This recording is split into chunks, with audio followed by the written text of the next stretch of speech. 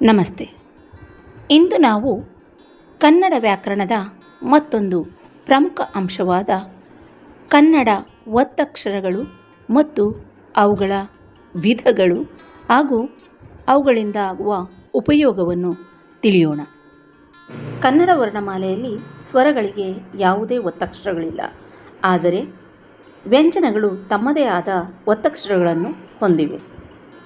ಉದಾಹರಣೆಗೆ ಖ ಕಾವತ್ತು, ಖ ಕಾವತ್ತು, ಗ ಘಾವತ್ತು, ಘ ಘಾವತ್ತು, ಜ್ಞ ಚ ಚಾವತ್ತು, ಛ ಚಾವತ್ತು, ಜ ಜಾವತ್ತು, ಝ ಜಾವತ್ತು, ಜ್ಞ ಟ ಟಾವತ್ತು, ಠ ಠಾವತ್ತು, ಡ ಡಾವತ್ತು, ಢ ಢಾವತ್ತು, ಣ ತ ತಾವತ್ತು, ಥ ತಾವತ್ತು, ದ ದಾವತ್ತು, ಧ ಧಾವತ್ತು, ನ ಪ ಫಾವತ್ತು, ಫ ಫಾವತ್ತು, ಬ ಭಾವತ್ತು, ಮ ಮಾವತ್ತು, ಯ ಯಾವತ್ತು, ರ ರಾವತ್ತು ಮತ್ತು ಅರ್ಕಾವತ್ತು, ಲ ಲಾವತ್ತು, ವ ವಾವತ್ತು, ಶ ಶಾವತ್ತು, ಶ ಶಾವತ್ತು, ಸ ಸಾವತ್ತು, ಹ ಹಾವತ್ತು, ಳ ಳಾವತ್ತು. ಒತ್ತಕ್ಷರಗಳನ್ನು ಸಂಯುಕ್ತಾಕ್ಷರಗಳು ಎಂದೂ ಸಹ ಕರೆಯಲಾಗುತ್ತದೆ. ಹಾಗಾದರೆ ಒತ್ತಕ್ಷರಗಳೆಂದರೇನು? ಒಂದು ವ್ಯಂಜನಕ್ಕೆ ಇನ್ನೊಂದು ವ್ಯಂಜನ ಒತ್ತಾಗಿ ಬಂದರೆ ಅದನ್ನು ಒತ್ತಕ್ಷರ ಎನ್ನುವರು. ಹಾಗಾದರೆ ಬನ್ನಿ ಕೆಲವು ಉದಾಹರಣೆಗಳನ್ನು ನೋಡೋಣ. ಅಪ್ಪ, ಅಮ್ಮ, ಅಣ್ಣ, ಸಕ್ಕರೆ, ಕತ್ತರಿ, ಅಕ್ಕ, ಅಯ್ಯ, ಅನ್ನ, ತಮ್ಮ, ಚಿತ್ತ, ಬೆತ್ತ, ಮಗ್ಗಿ, ಸುಗ್ಗಿ, ಹುಗ್ಗಿ, ಉಜ್ಜು, ತುಪ್ಪ, ಉದ್ದ, ಹಣ್ಣು, ಬಣ್ಣ, ಮಣ್ಣು, ಕಣ್ಣು, ಹಚ್ಚು, ಚುಚ್ಚು, ಕಚ್ಚು, ದ್ರವ, ರಕ್ತ, ಭಕ್ತ, ಶಕ್ತಿ, ಕರ್ಮ, ಭ್ರಮೆ, ಕೃಷ್ಣ, ಮೃದು, ಸ್ವಾತಂತ್ರ್ಯ, ಸಂಸ್ಕೃತಿ, ಸಂಸ್ಕಾರ, ಅತಿವೃಷ್ಟಿ, ಕೃತಜ್ಞ, ವಿದ್ವಾಂಸ, ಕೃತಜ್ಞ, ಪೂರ್ವ. ಈ ರೀತಿಯಾಗಿ ಇನ್ನೂ ಹಲವಾರು ಒತ್ತಕ್ಷರ ಪದಗಳನ್ನು ನಾವು ನೋಡಬಹುದು. ಒತ್ತಕ್ಷರಗಳಲ್ಲಿ ಪ್ರಮುಖವಾಗಿ ಎರಡು ವಿಧಗಳು: ಸಜಾತಿ ಒತ್ತಕ್ಷರಗಳು ಮತ್ತು ವಿಜಾತಿ ಒತ್ತಕ್ಷರಗಳು.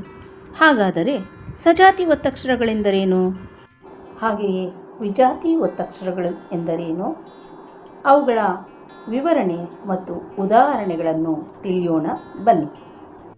ಸಜಾತಿ ಒತ್ತಕ್ಷರ ಎಂದರೆ ಒಂದು ವ್ಯಂಜನಕ್ಕೆ ಅದೇ ವ್ಯಂಜನ ಒತ್ತಾಗಿ ಬಂದರೆ ಅದನ್ನು ಸಜಾತಿ ಒತ್ತಕ್ಷರ ಎನ್ನುವರು. ಉದಾಹರಣೆ ಅಮ್ಮ, ಕನ್ನಡ, ಬೆಟ್ಟ. ಹಾಗೆಯೇ ಇನ್ನೂ ಕೆಲವು ಉದಾಹರಣೆಗಳನ್ನು ನೋಡೋಣ ಬನ್ನಿ. ಅಮ್ಮ, ಅಪ್ಪ, ಅಜ್ಜಿ, ಅಣ್ಣ, ತಮ್ಮ, ಮತ್ತು, ಮುತ್ತು, ಕಳ್ಳ, ಕುಳ್ಳ, ಅನ್ನ, ಹತ್ತು, ಹಗ್ಗ, ಒಂಬತ್ತು, ಹಕ್ಕಿ, ಅಕ್ಕಿ, ಕನ್ನಡಿ, ಹಕ್ಕು, ದೊಡ್ಡ, ಚಿಕ್ಕ, ಬಟ್ಟೆ, ಸಣ್ಣ, ಪುಟ್ಟ, ಚಿಟ್ಟೆ, ಕಪ್ಪು, ಅಜ್ಜ, ಅಜ್ಜಿ, ಅವ್ವ, ಗಟ್ಟಿ, ಗೆಜ್ಜೆ, ಕಟ್ಟು. ಈ ರೀತಿಯಾಗಿ ಇನ್ನೂ ಹಲವಾರು ಉದಾಹರಣೆಗಳನ್ನು ಸಜಾತಿ ಒತ್ತಕ್ಷರಗಳಲ್ಲಿ ಕಾಣಬಹುದು. ಹಾಗಾದರೆ ವಿಜಾತಿ ಒತ್ತಕ್ಷರಗಳು ಎಂದರೇನು? ವಿಜಾತಿ ಒತ್ತಕ್ಷರಗಳೆಂದರೆ ಒಂದು ವ್ಯಂಜನಕ್ಕೆ ಬೇರೊಂದು ವ್ಯಂಜನ ಒತ್ತಾಗಿ ಬಂದರೆ ಅದನ್ನು ವಿಜಾತಿ ಒತ್ತಕ್ಷರ ಎನ್ನುವರು.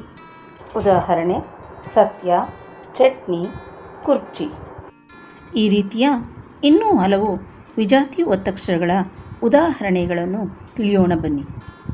ಜಾತ್ರೆ, ಪಾತ್ರೆ, ಅರಣ್ಯ, ಅನನ್ಯ, ಚಿತ್ರ, ಚೈತ್ರ, ಅಲ್ಪ, ನಗ್ಮ, ಕಲ್ಪ, ನಾಣ್ಯ, ಸ್ವಾತಿ, ವಿಚಿತ್ರ, ಜನ್ಯ, ಸ್ವರ, ಯಂತ್ರ, ಯಾತ್ರೆ, ಮಂತ್ರ, ಅಗ್ನಿ, ಲಕ್ಷ್ಮಿ, ಚಂದ್ರ. ಈ ರೀತಿಯಾಗಿ ಇನ್ನೂ ಹಲವಾರು ಪದಗಳನ್ನು ನಮ್ಮ ದಿನನಿತ್ಯದ ಜೀವನದಲ್ಲಿ ಬಳಸುತ್ತೇವೆ. ಅವುಗಳನ್ನು ಚೆನ್ನಾಗಿ ಅಭ್ಯಾಸ ಮಾಡಿದಾಗ ಮಾತ್ರ ಕನ್ನಡವನ್ನು ಸ್ಪಷ್ಟವಾಗಿ ಬರೆಯಲು ಸಾಧ್ಯ. ಎನ್ನುವ ಉದ್ದೇಶದಿಂದ ಈ ವಿಡಿಯೋಗಳನ್ನು ಮಾಡುತ್ತಿದ್ದೇನೆ. ಮತ್ತೊಂದು ಶೀರ್ಷಿಕೆಯೊಂದಿಗೆ ಮುಂದಿನ ವಿಡಿಯೋದಲ್ಲಿ ಸಿಗೋಣ. ಧನ್ಯವಾದಗಳು.